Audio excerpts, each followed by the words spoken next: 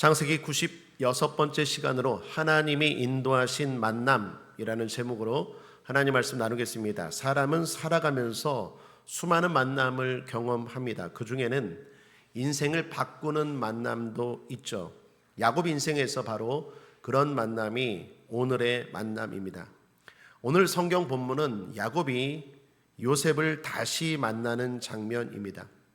22년 전에 죽었다고 생각한 아들입니다. 그것도 아주 사랑하고 애지중지했던 아들입니다. 그 아들을 다시 만난 것입니다. 이 만남은 야곱의 인생을 바꾼 복된 만남이었습니다. 자, 이 만남의 이야기 속에 담겨 있는 하나님의 교훈을 한번 살펴보고자 합니다. 첫째로 하나님은 회개한 사람을 다시 사용하십니다. 28절을 보시면 야곱이 유다를 요셉에게 미리 보내어 자기를 고센으로 인도하게 하고 다 고센 땅에 이르니 라고 말합니다. 여기서 주목할 건 유다가 앞장섰다라는 점입니다. 야곱의 아들들은 많죠. 유다는 넷째입니다. 그럼에도 불구하고 가족을 또 아버지를 인도하는 사람이 유다였습니다.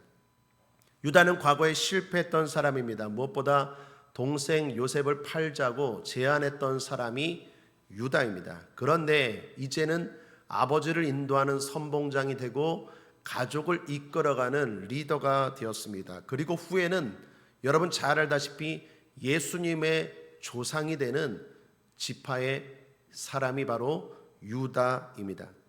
이런 축복의 비결이 어디에 있었습니까? 유다의 회개에 있었습니다. 유다는 다른 형제들보다도 회개가 빨랐습니다. 그리고 진실되고 적극적으로 회개했습니다. 자신의 잘못을 깨닫고 베냐민을 지키는 일에 앞장섰고 가족을 회복시키는 일에도 앞장섰습니다. 그런 유다의 회개는 말만의 회개가 아니었습니다. 자신의 모든 걸 걸기도 하고 행함이 있는 그러한 회개였습니다. 중요한 건 이 모든 걸 하나님이 보셨다라는 거예요. 그리고 자연스럽게 유다를 지금 가족의 그리고 나라의 그리고 민족의 그리고 어떻게 보면 온 인류의 예수님의 조상이 되는 리더로 지도자로 세우셨다라는 것입니다. 죄를 짓고 넷째임에도 불구하고 하나님 앞에 놀랍게 쓰임받는 복을 누리게 된 것입니다. 그러므로 회개는 인생을 바꾸는 시작점입니다. 슬픔과 저주의 인생에서 기쁨과 행복의 인생으로 바뀌는 시작은 회개인 줄 믿습니다. 신앙은 회개로부터 시작하고 회개와 함께 동행합니다. 저와 여러분은 의인이 아닙니다. 예수를 믿고 예배를 드리지만 여전히 우리 안에는 본성이 남아 있습니다. 갈라디아서 5장에 보면 성령의 소욕과 육신의 소욕이 서로 싸운다고 했습니다. 여전히 예수를 믿고 하나님의 뜻대로 살고자 하지만 우리 마음 한편에서는 또 세상을 쫓고 세상대로 살고자 하는 마음, 육신의 욕망과 욕심을 따라 살고자 하는 마음이 함께 공존하고 있습니다. 그래서 하나님이 우리에게 허락한 것이 바로 회개입니다. 날마다 죄의 유혹을 받고 때로는 넘어지지만 그래도 우리에게 희망인 것은 회개가 있다라는 것입니다. 그러므로 성도는 회개가 익숙해야 합니다. 회개가 불편하면 안 됩니다. 회개가 낯설면 안 됩니다. 회개가 익숙해야 합니다. 그것은 우리가 무슨 큰 죄를 지어서가 아니라 내 자신에 대한 본체와 진실을 알기 때문입니다. 하나님은 회개한 자를 다시 사용하십니다. 아브라함도 잘못했고 이삭도 실수했고 베드로도 다윗도 죄를 지었지만 그들은 실패자가 아니라 지금 성공자로 기억되는 것은 회개에 있었습니다. 오히려 회개 때문에 그들은 축복의 사람이 된 줄 믿습니다. 그러므로 회개해야 합니다. 아무리 주홍같이 붉은 죄일지라도 먹보다 검은 죄일지라도 회개하면 주님은 용서하시고 다시 길을 열어주시는 줄 믿습니다. 영국의 유명한 설교가 스펄전 목사님에게 어느 날 청년이 와서 이런 질문을 했답니다. 목사님, 저는 너무 큰 죄를 지었습니다. 다시는 하나님이 저를 쓰시지 않겠죠? 그랬을 때 스펄전 목사님이 이렇게 말했다고 합니다. 아닙니다. 오히려 그렇다면 당신은 이제 하나님께 쓰임받을 자격이 생겼습니다. 하나님은 자신이 죄인임을 아는 죄인을 사용하시기 때문입니다. 사랑하는 여러분, 잊지 마십시오. 하나님은 죄인을 사랑하십니다. 그러나 죄인을 사용하진 않아요. 다시요. 하나님은 죄인을 사랑하십니다. 그러나 하나님은 죄인을 사용하시고 복 주시지는 않습니다. 누구를 사용하시고 복 주십니까? 자신이 죄인임을 알고 회개하는 죄인을 사용하시고 복 주십니다. 그러므로 사랑하는 여러분, 구원만 받고 사랑만 받는 것을 넘어 하나님 앞에 쓰임받고 복받게 되시기를 주님의 이름으로 축복합니다. 둘째로, 하나님은 눈물의 만남을 통해 상처를 치유하십니다. 야곱과 요셉의 눈물의 만남이 이루어졌습니다. 야곱은 당장 죽어도 좋을 정도로 기뻐하며 울었습니다. 한참을 울었습니다. 여러분 생각해 보십시오. 22년 전에 죽었다고 생각한 아들이 그것도 멋진 모습으로 등장했습니다. 얼마나 기쁘겠습니까? 한참 동안 엉엉 통곡하며 서로 껴안고 울었습니다. 그리고 마음을 좀 진정시키고 이렇게 말합니다. 30절, 이스라엘이 요셉에게 이르되 내가 지금까지 살아있고 내가 내 얼굴을 보았으니 지금 죽어도 가하도다. 지금 죽어도 가하도다. 무슨 말입니까? 그만큼 기쁘다라는 것입니다. 이 기쁨은 그동안에 야곱이 받았던 모든 상처, 모든 아픔을 치유하고도 남는 기쁨입니다. 하나님은 이 기쁨을 우리에게도 주실 줄 믿습니다. 어떻게? 만남을 통하여. 야곱에게 이러한 기쁨은 그냥 주어진 것은 아닙니다. 죽고 싶은 위기가 많았지만 잘 넘겼기에 믿음으로 포기하지 않고 극복했기에 오늘의 기쁨이 온 것입니다. 여러분 하나만 들어보면 과거 형제들이 요셉을 죽이고자 하되 죽이지 않고 이스마엘 상인에게 팔아버렸죠. 그리고 나서 요셉의 옷을 벗겨서 동물의 피를 묻히고 찢은 다음에 아버지에게 그걸 보여주면서 아버지, 요셉이 동물에게, 사나운 동물에게 잡혀갔어요. 아버지를 속였죠. 그때 야곱도 오늘처럼 내가 죽고 싶다, 지금 죽고 싶다라고 말했어요. 물론 그때 죽고 싶다라는 것은 기뻐서 죽고 싶다가 아니라 슬퍼서 죽고 싶다였어요. 그 누구의 위로도 위로가 되지 않았어요. 요셉이 죽었다라는 소식을 듣고 야곱은 절망에 처했지만 그 아픔을, 그 슬픔을, 그 위기를 잘 극복했기에 오늘의 기쁨이 있었던 것입니다. 창세기 37장 35절에 보면 그 모든 자녀가 위로하되 그가 그 위로를 받지 아니하여 가로되 내가 슬퍼하며 음부에 내려 아들에게로 가리라. 여기서 아들은 요셉입니다. 그 아비가 그를 위하여 울었더라. 나도 따라 죽고 싶다. 그 정도로 절박했지만 야곱은 그때 그 아픔을 잘 이기고 극복했기에 오늘의 기쁨이 있었다라는 것입니다.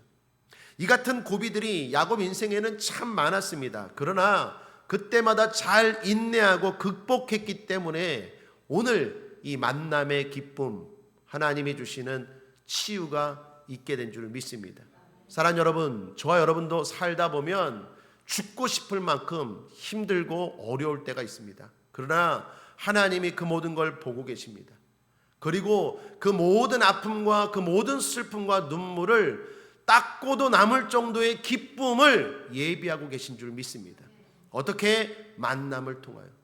하나님이 여러분에게 만남의 복을 주시길 바랍니다.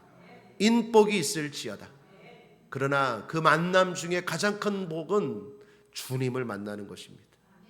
주님은 이 땅에서도 만나주시고 저 천국에서도 만나주셔서 우리가 이 땅에서 슬퍼하고 괴로웠던 모든 눈물을 닦아주시고 위로하시고 기쁨을 주실 줄 믿습니다. 그러므로 포기하면 안 됩니다. 아무리 힘들고 어려울지라도 하나님을 바라보고 성령 충만함으로 예배의 자리를 지키고 기도로 극복하면서 이기고 나아가면 반드시 하나님이 예비한 좋은 일을, 좋은 만남을, 좋은 위로를 경험하게 될 줄 믿습니다.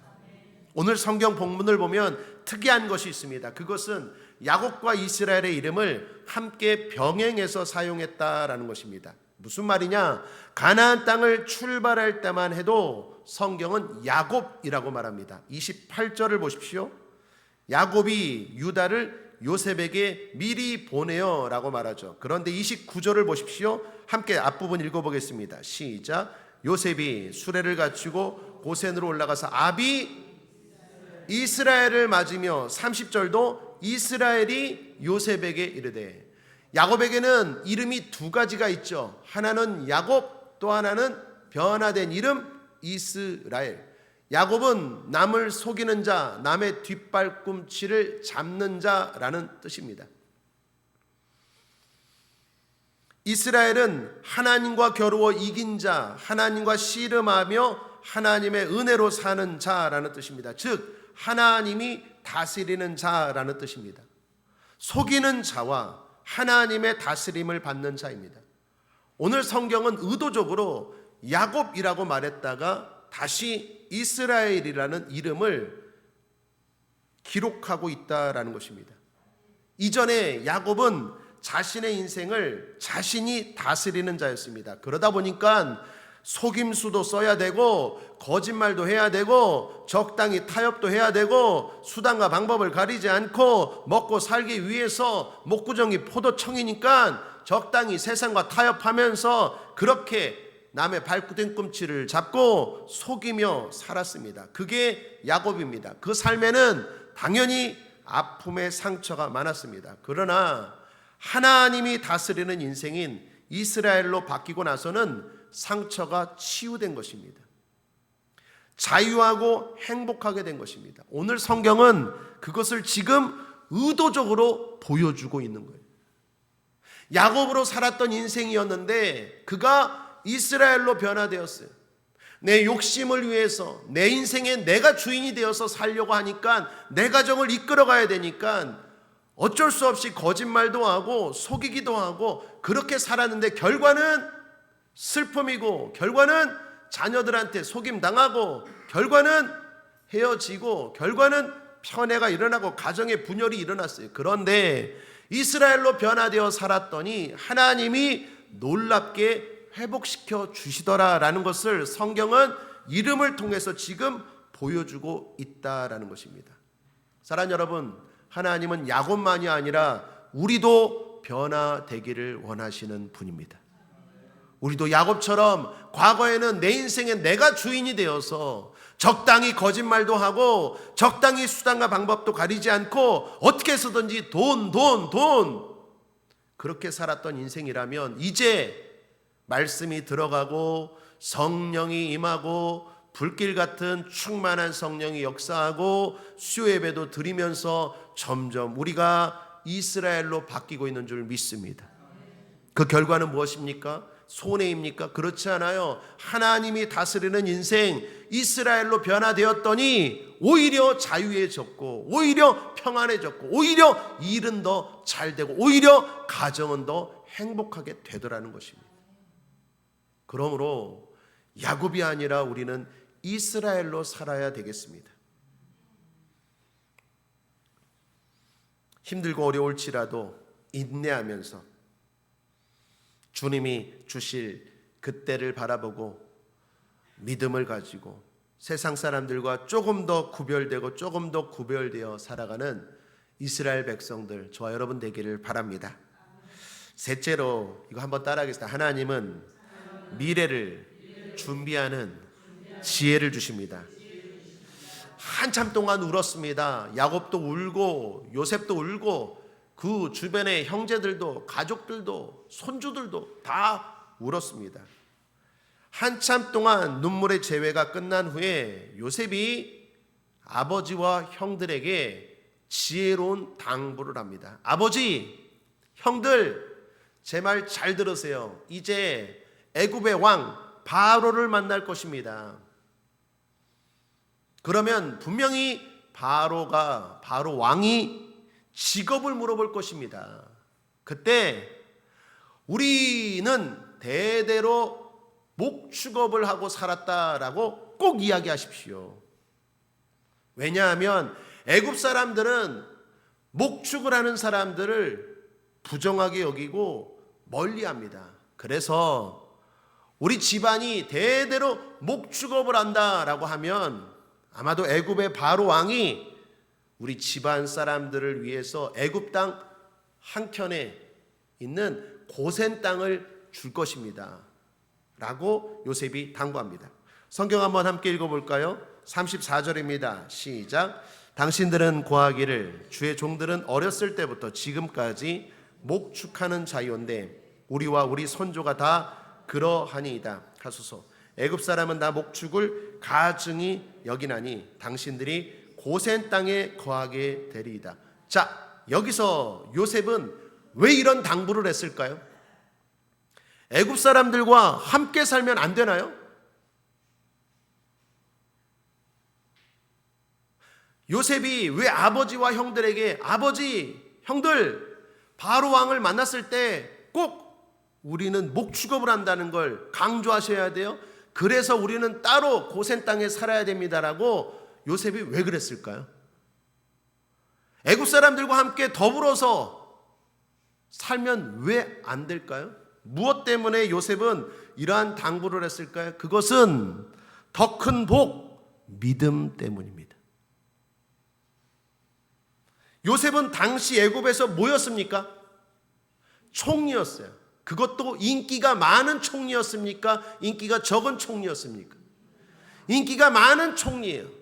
모든 백성들의 사랑과 존경을 받는 총리고 왕의 총애를 받는 총리였습니다. 그 가족들이 왔다 하면 애굽 사람들은 요셉과 동일하게 가족들을 잘해줄까요? 못해줄까요?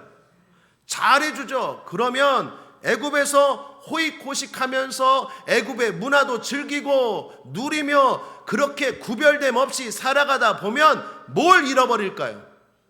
믿음. 요셉은 그걸 알았어요. 우리는 어쩔 수 없이 지금 애굽에 살지만 우리는 다시 가나안 땅으로 돌아갈 거야. 우리는 하나님의 백성이야. 아무리 애굽의 문화가 화려할지라도 우리는 여기에 마음을 빼앗기면 안 돼. 우리는 구별되게 살아가야 되는 믿음의 백성들이야. 복 중에 복은 믿음이야. 요셉은 그걸 알았기 때문에 애굽에서 아무리 잘해준다고 할지라도 고센 땅이라는 곳에 구별되어 살면서 다시 하나님이 가나안 땅으로 돌아가게 하실 것을 확실히 믿고 준비하며 살았다라는 것입니다. 사랑하는 여러분, 우리가 이 땅에서 요셉처럼 살아야 될 줄 믿습니다. 우리는 다시 어디로 갑니까? 천국입니다. 우리는 분명히 천국으로 갈 거예요. 거기가 우리의 고향이고 우리가 영원히 살 곳이에요. 그렇다면 그 천국에 갈 사람들은 이 땅에서도 구별되게 살아야 돼요. 천국은 아무나 가는 게 아닙니다. 이 땅에서 구별됨 없이 흥청망청 살았던 사람들이 가는 곳이 아니라 예수를 믿고 예수님의 말씀대로 살고 예수님의 뜻대로 순종한 사람들이 가는 곳이 천국인 줄 믿습니다.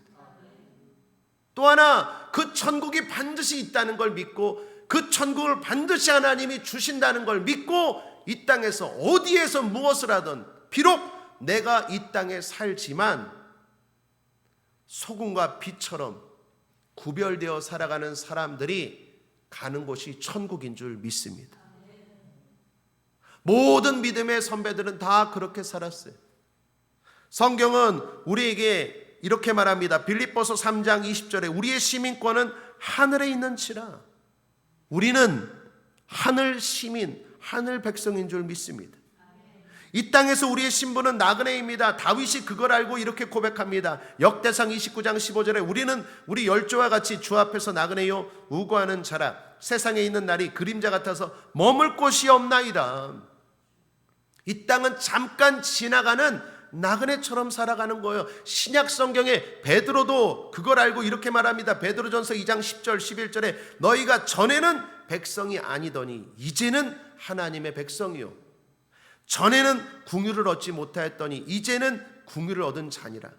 사랑하는 자들아, 나그네와 행인 같은 너희를 권하노니, 전에는 아니었는데 이제는 하나님의 백성입니다. 전에는 하나님의 진노의 대상이었는데 이제는 하나님이 불쌍히 여기시고 사랑하는 대상입니다. 그러니 이 땅에서 우리의 신분은 나그네와 행인이다라는 것입니다. 우리의 본향은, 우리의 진짜 집은 저 하늘 천국입니다. 저 천국에 반드시 가게 될 것입니다. 누구나 죽습니다. 죽음을 피할 수 없어요. 그러나 우리에게는 영원한 천국이 예비되어 있는 줄 믿습니다. 고린도후서 5장 1절 만일 땅에 있는 우리의 장막집이 무너지면 하나님께서 지으신 집 곧 손으로 지은 것이 아니요 하늘에 있는 영원한 집이 우리에게 있는 줄 아느니라. 우리는 이걸 아는 사람들입니다. 그리고 그때를 소망하며 준비하고 사는 사람인 줄 믿습니다. 이 땅에서 슬기로운 다섯 처녀처럼 기름을 준비하고 신랑 맞이할 준비하며 살아야 돼요. 성령 충만한 믿음의 기름을 준비하며. 여러분, 성경에 나오는 인물들이 다 그렇게 살았어요. 노아가 그렇게 살았습니다. 히브리서 11장 7절에 믿음으로 노아는 아직 보이지 않는 일에 경고하심을 받아 경외함으로 방주를 준비하여 그 집을 구원하였으니, 아브라함이 그렇게 살았습니다. 히브리서 11장 8절 10절에 믿음으로 아브라함은 부르심을 받았을 때 순종하여 장래 기업으로 받을 땅에 나갈새 갈 바를 알지 못하고 나갔으며 믿음으로 저가 외방에 있는 것 같이 약속하신 땅에 우거하여 동일한 약속을 유업으로 함께 받은 이삭과 야곱으로 더불어 장막에 거하였으니 이는 하나님의 경영하시고 지으실 터가 있는 성을 바랐음이니라. 모세가 그렇게 살았습니다. 히브리서 11장 24절 26절 함께 읽어보죠. 시작. 믿음으로 모세는 장성하여 바로의 공주의 아들이라 칭함을 거절하고 그리스도를 위하여 받는 수모를 애굽의 모든 보화보다 더 큰 재물로 여겼으니 이는 상주심을 바라봄이라.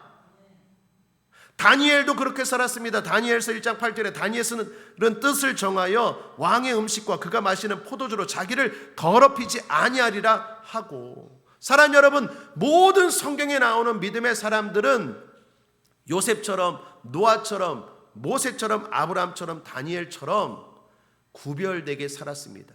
무엇보다도 믿음을 지키며 살았습니다. 믿음이 사라지는 것, 하나님의 백성으로서 신분을 잃어버리는 걸 가장 두렵게 여겼다라는 것입니다. 그래서 요셉은 애굽의 총리고 자기 가족들도 얼마든지 호의호식하면서 애굽에서 떵떵거리며 살 수 있었지만 그게 복이 아니라는 걸 알았어요. 이건 잠깐이에요.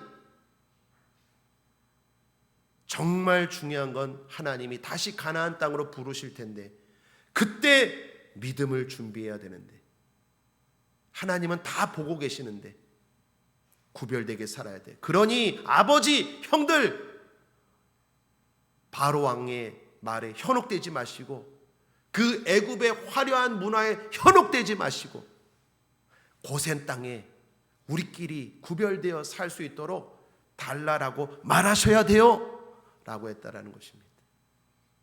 이 지혜가 있을지어다.